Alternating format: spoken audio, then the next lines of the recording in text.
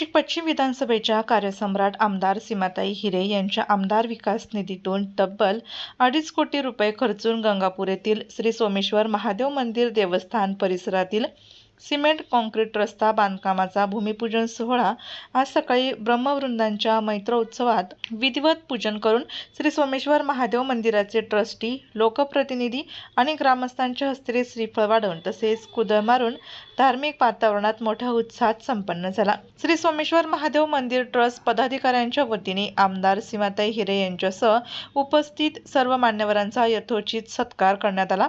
आमदार सीमाताई हिरे यांनी महाराष्ट्र पर्यटन विकास निधीतून श्री सोमेश्वर देवस्थान या ठिकाणी भव्य जॉगिंग ट्रॅक, सुसज्ज ॲम्फी थिएटर, भक्तनिवास, आनंदवली तसेच सोमेश्वर धबधबा घाटाचे सुशोभीकरण, जलालपूर पूल असे विविध विकास कामे उभारली आहे।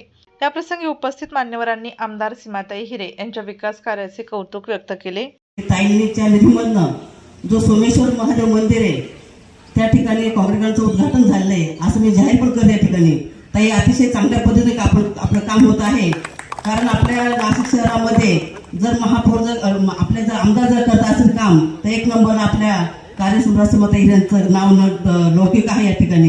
कारण ताई समस्येच्या बाबतीत इतका मोठा पाडा जरी बाळगला ताई समोर कमी पडणार आहे। ताई अतिशय गोरगरिबांच्या पासून तर सर्वसामान्यांपर्यंत अतिशय चांगलं काम करतात। नुसतं विकास नाही तर सुखदुःखाच्या बाबतीत ताई खूप चांगलं काम करत असतात।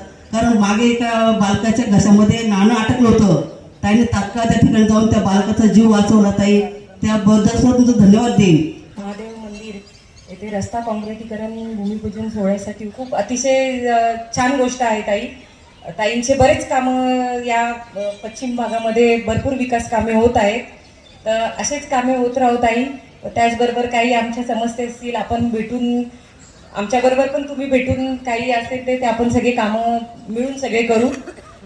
आज इथे बोलवलं त्याबद्दल सगळ्यांचे धन्यवाद। आज आपल्या सीमाताई आमदार सीमाताई यांच्या माध्यमातून इथं सोमेश्वर महादेव मंदिराच्या इथं कॉन्क्रीटीकरण होणार आहे, रस्त्याचे काम होणार आहे।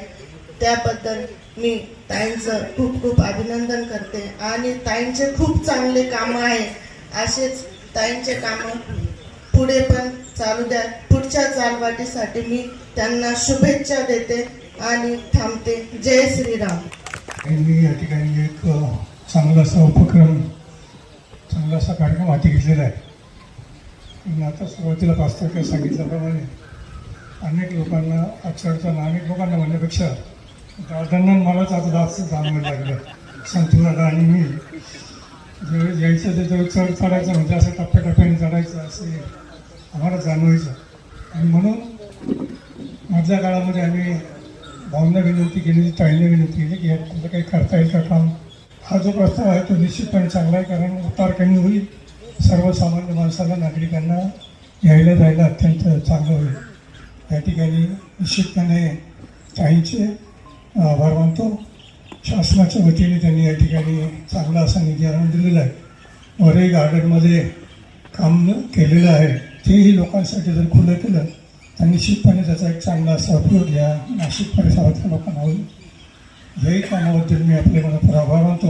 या परिसरामध्ये करावी, यापूर्वीच्या कामाबद्दल बरीचशी कामं गावात परिसरात चालू आहेत, त्याबद्दल ताईंना जेवढे धन्यवाद दिले तेवढे कमी पडतील असं मला वाटतं। कारण काही कामं मागणीच्या एकपेक्षा अगोदर करतायत, त्यांना सुचलं की काम लगेच करतात आणि अशा पद्धतीने याही पुढे काम होत राहील अशी अपेक्षा व्यक्त करतो।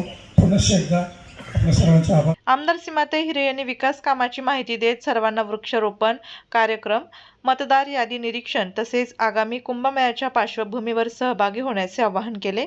खूप मोठ्या प्रमाणात श्रावण महिना, त्याचबरोबर महाशिवरात्री या सगळ्या महत्त्वाच्या पर्वावर भाविक इथे मोठ्या संख्येने भाविक इथे येत असतात आणि अनेक भाविकांना अनेक जे श्रद्धास्थान इथे आहे त्याचा अनुभव प्रत्येकाला आलेला आहे।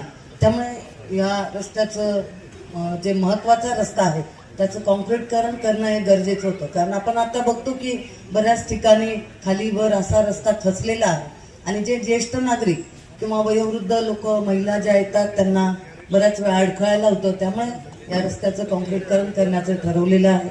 आज या कामासाठी जवळपास 2.5 कोटी निधी हा इथे दिलेला आहे इथे कमान असेल, त्याचबरोबर विविध प्रकारच्या मुलांसाठी खेळण्या असतील, सुशोभीकरण असेल आणि थेट हा रस्ता पूर्ण जिथे हा पूर्ण संपतो आहे, पायऱ्या आहेत तिथपर्यंत हा रस्ता आणि जवळपास ह्या पायऱ्यांपर्यंत असा मोठा रस्ता कॉन्क्रीटकरण इथे होणार आहे.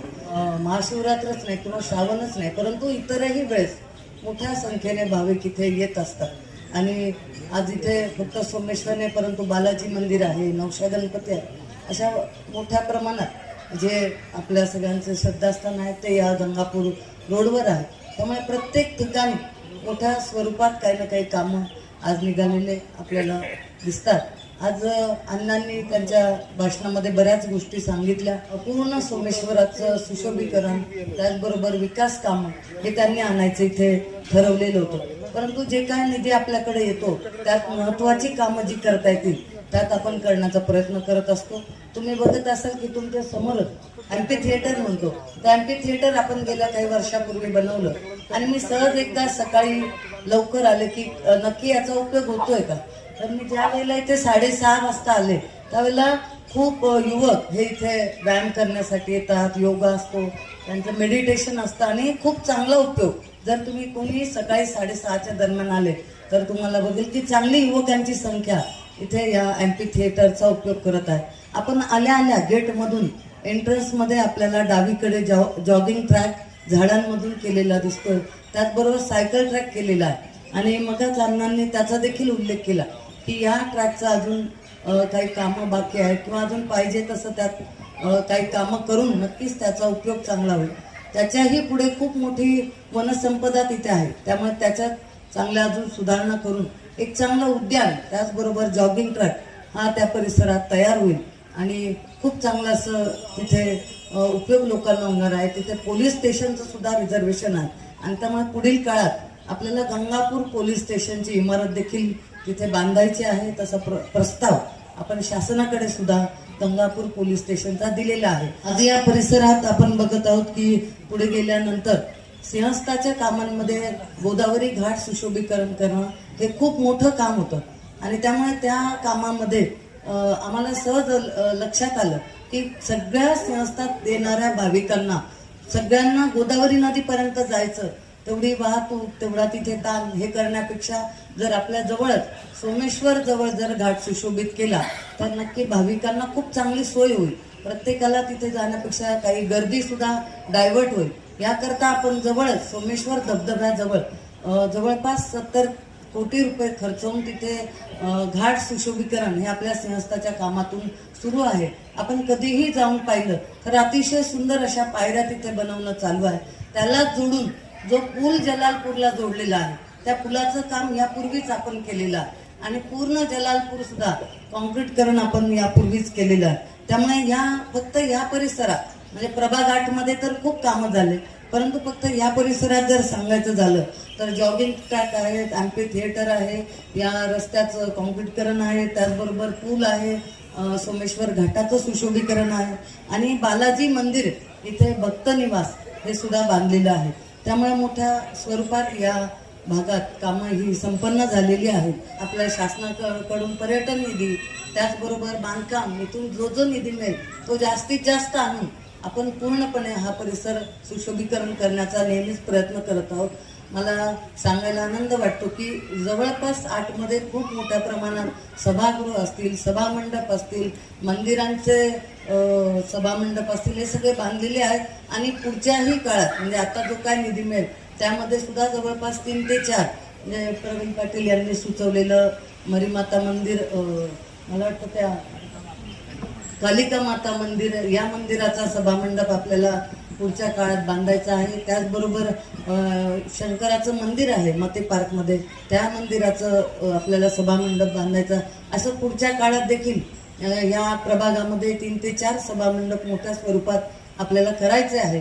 निश्चित त्याचा खूप चांगला उपयोग पुढे सगळ्यांनाच होत असतो. आज आपण बघतो की सिंहस्थाचे खूप मोठ्या स्वरूपात कामं सुरू आहेत. संपूर्ण शहरभर रस्त्यांचे, त्याचबरोबर नाल्यांचे, ड्रेनेजचे सगळे कामं मोठ्या स्वरूपात सुरू आहेत.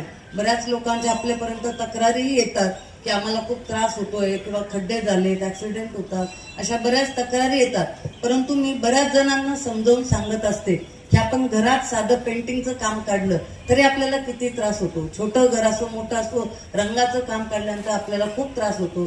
त्याच पद्धतीने हे विकास कामं सुरू असताना थोडाफार त्रास हा आपल्या नाशिककरांना सहन करावा लागेल. तरी देखील लवकरात लवकर ही कामं पूर्ण करण्याचा पूर्णपणे प्रशासन प्रयत्न करतो आहे आणि लवकरच आपलं नाशिक हे अतिशय सुंदर आपल्याला बघायला मिळेल. सध्या आपण प्रत्येक रविवारी वृक्षारोपण आपल्या मंत्र्यांच्या माध्यमातून लावणं सुरू आहे. प्रत्येक ठिकाणी परवा सुद्धा आम्ही सिडकोमध्ये वृक्षारोपण केलं, कालही सातपूरमध्ये झालं. मोठ्या प्रमाणात आपल्याकडे वृक्ष लागवड ही सुरू आहे आणि आपणही जिथे जिथे आपल्याला शक्य आहे तिथे आपण या वृक्ष लागवडीसाठी सुद्धा आपणही प्रयत्न करावे. हा नाशिककरांचा हा सिंहस्थ कुंभमेळा आहे आणि तो यशस्वी करण्याकरता आपल्याला जे काय योगदान प्रत्येकाला देता येईल ते प्रत्येकाने करायचं आहे. आपल्या जवळ सोमेश्वर घाटावर लवकरच आपल्याला तिथे महाआरती सुरू करायची असेल. जशी गंगा घाटावर आरती आहे त्या पद्धतीने आपल्याला या सोमेश्वर घाट जो होईल तिथे सुद्धा आपल्याला महाआरती सुरू करायची आहे आणि त्याकरता सुद्धा आपण सगळेजण प्रयत्न करून पुढील कामं ही चांगली यशस्वी करूया. तुम्ही मलीला शिफ्ट केलेलं आहे त्यामुळे आनंदवली इथे तो घाट होणार आहे. नवशाच्या पुढे जो होणार होता तो करता येत नसल्यामुळे त्याचं पूर्णपणे त्यांनी सर्वे केला आणि तो घाट आपल्याला आनंदवली जवळ आपण करतो आहोत. त्यांनी इकडचंही सुचवलेलं आहे. नक्कीच पुढच्या टप्प्यात आपल्याला जे काय करता येईल त्याकरता आम्ही प्रयत्न करू अशी मी ग्वाही देते. आम्ही सगळेजण सोमेश्वरच्या पूर्णपणे विकासाकरता आम्ही मागे आहोत. मुख्यमंत्र्यांपर्यंत आपला पूर्ण आराखडा दिलेला आहे. परंतु पर्यटनातून जो निधी मिळेल तो निश्चितच इथे वर्ग करून पूर्ण सोमेश्वर आपल्याला सुशोभीकरण करायचं आहे.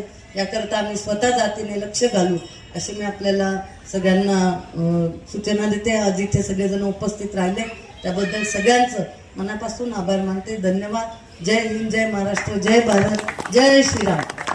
या भूमिपूजन सोहळ्याच्या समारोप प्रसंगी भाजप पदाधिकारी प्रवीण पाटील यांनी सर्वांचे आभार व्यक्त केले. लातूर मंडलाचे अध्यक्ष सन्माननीय गौरवदादा यांनी अतिशय सुंदर असं सूत्रसंचालन केलं. त्यांचं सगळ्यांचं आमच्या ग्रामस्थ आणि विश्वासांच्या वतीने मी स्वागत करतो.